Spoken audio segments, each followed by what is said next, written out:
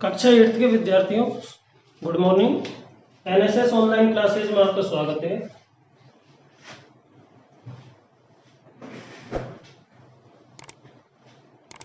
पिछले लेक्चर में chapter number 3 समाप्त हो गया था और उसका होमवर्क भी आपको सेंड कर दिया था।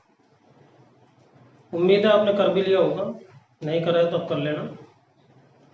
आज हम चैप्टर नंबर 4 स्टार्ट करने जा रहे हैं, जिसका नाम है धातु एवं अधातु। चैप्टर नंबर 4, पदार्थ, धातु एवं अधातु। Metal and non metal.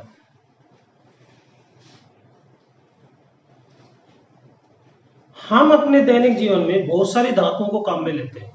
जैसे आप घरों में देखो, घरों में जब हम देखते हैं तो देखो, जैसे खाना बनाने के लिए, रोटियां बनाने के लिए तवे का इस्तेमाल करते हैं। किसका बना होता है? लोहे का। एल्युमिनियम के डिब्बे होते हैं, तांबे पीतल आदि के बर्तन होते हैं, तो सोने चांदी के गहने होते हैं। ये सोना, चांदी, तांबा,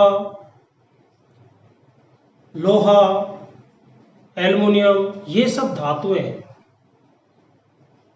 अभी तक ज्ञात तत्वों में 80 से ज्यादा धातुएं हैं और बहुत कम अधातुएं। अधातुएं कौन सी है जो हम काम में लेते हैं?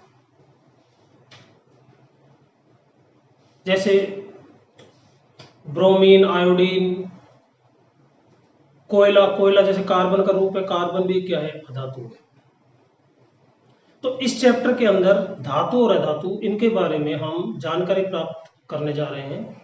सबसे पहले बात आती है किसकी? धातु, मेटल।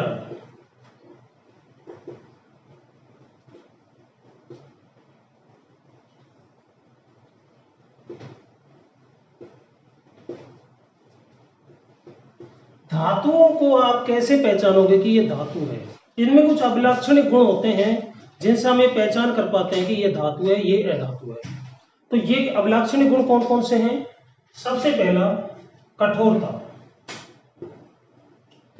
धातुओं को उनकी कठोरता के लिए जाना जाता है। जैसे लोहा कठोर धातु है, तो लोहा कठोर धातु है, इसीलिए इसका उपयोग कृषि के औजार बनाने में, हथियार जैसे तलवार, भाला आदि बनाने में इस्तेमाल किया जाता है। अगर ये कठोर नहीं होती तो क्या हम ये चीज बना सकते हैं? नहीं बना सकते। तो कठोरता धातुओं का एक स्वाभाविक गुण है। अधिकांश धातुएं कठोर होती है और कुछ धातुएं इसमें अपवाद भी है। अपवाद के रूप में एक तो सोडियम, पोटेशियम, ये अपवाद।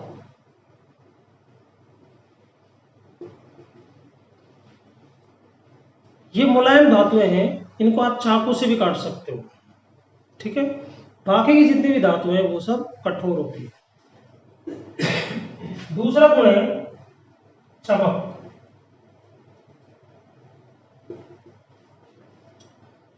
धातुओं में एक विशेष प्रकार की चमक होती है। जैसे गोल्ड है, सोना, तो सोने में चमक है, तभी तो चमक के कारण तो इसका इस्तेमाल आभूषण बनाने में किया जाता है। तो धातु एक विशेष प्रकार की चमक होती है। चमक इसमें किस कारण से होती है? क्योंकि धातु की सतह पर जब प्रकाश आता है तो प्रकाश को ये परावर्तित कर देती है। धातु की सतह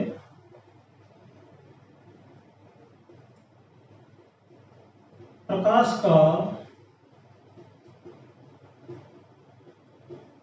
परावर्तन कर देती है, इसीलिए इसमें विशेष प्रकार की चमक पाई जाती है। तीसरा गुण है आघात वर्धनीयता। आघात वर्धनीयता, मेलेबिलिटी। धातुओं पर जब हम चोट मारते हैं हथौड़े से, तो ये फैल करके एक शीट का रूप धारण कर लेती है, एक चद्दर का रूप धारण कर लेती है। इस गुण को कहा जाता है आघात वर्धनीयता। इसे कहते हैं जब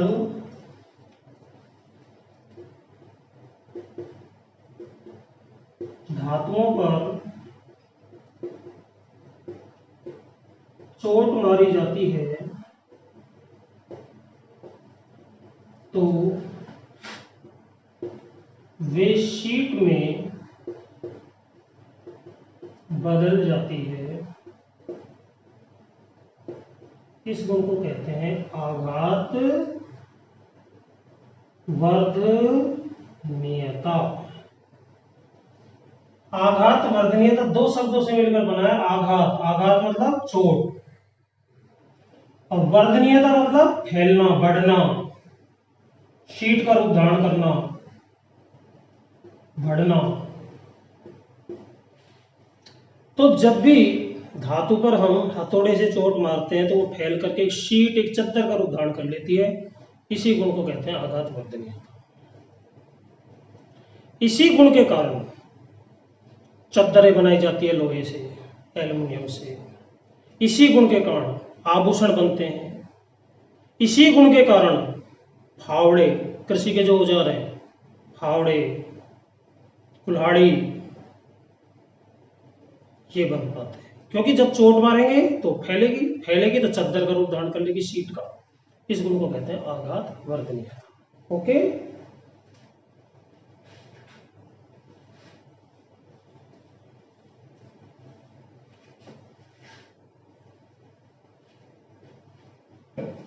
चौथा इनमें जो गुण पाया जाता है वो है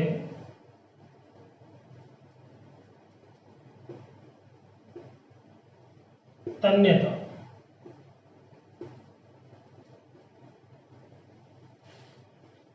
आप देखो घरों के अंदर बिजली के तार हम उपयोग में लेते हैं।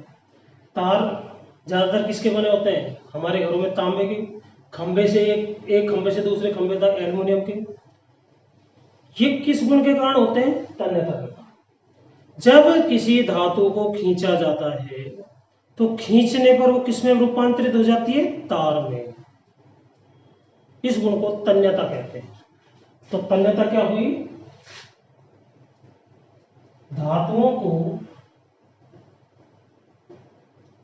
खींचकर, धातुओं को खींचने पर तार में बदल जाती है।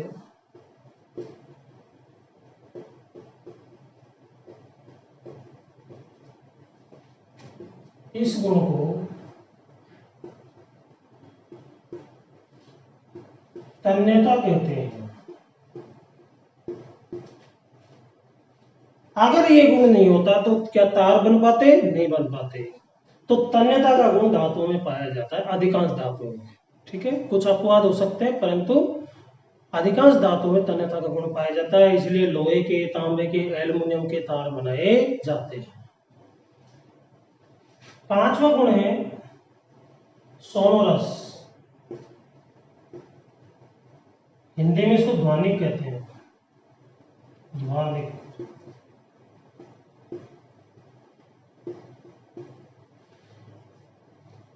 आपने स्कूल में देखा होगा घंटी बजाते हुए।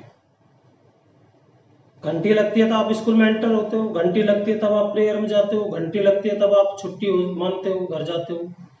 तो घंटी की आवाज प्रत्येक क्लासरूम तक कैसे आ जाती है? वो धातुओं के गुण के कारण होता है जिसको कहते हैं सोनोरस। अर्थात धातुओं पर जब प्रहार करते हैं किसी चीज से तो वो ध्वनि उत्पन्न करती है। इस गुण को कहते हैं सोनोरस। किसे कहते हैं? धातुओं पर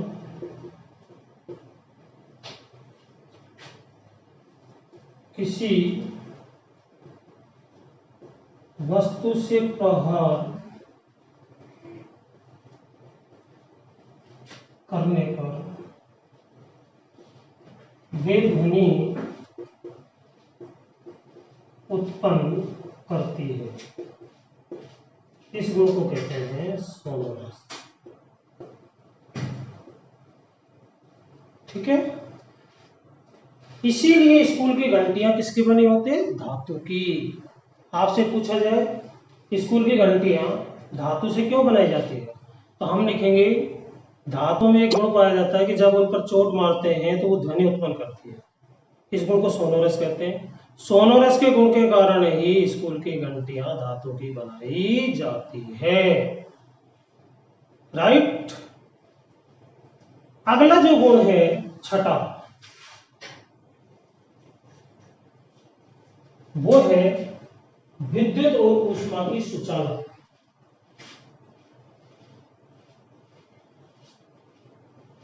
ऊष्मा व विद्युत की सुचालक।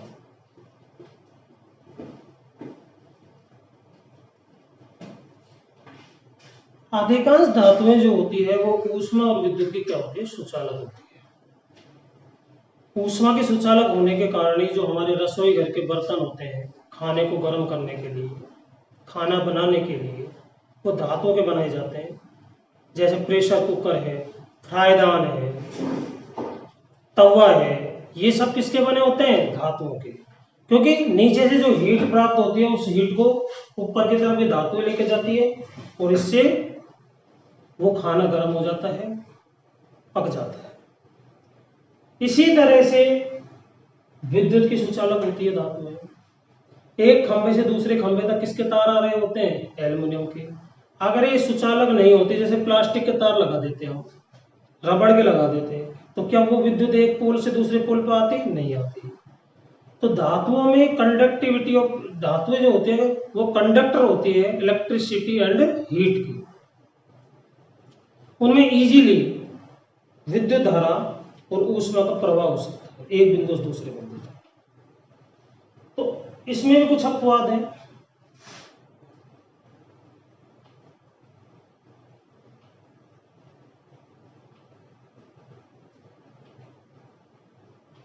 जैसे लेड है, पीबी, वो ऊष्मा का क्या है, कुचालक है। परंतु आप ये याद रखें कि अधिकांश धातुएं जो होती है वो विद्युत और ऊष्मा की क्या होती है, सुचालक होती है। ठीक है। तो ये धातुओं के कुछ अभिलाक्षणिक गुण थे जो मैंने आपको एक एक करके डिटेल से समझाए। बाकी अपन नेक्स्ट लेक्चर में पढ़ेंगे।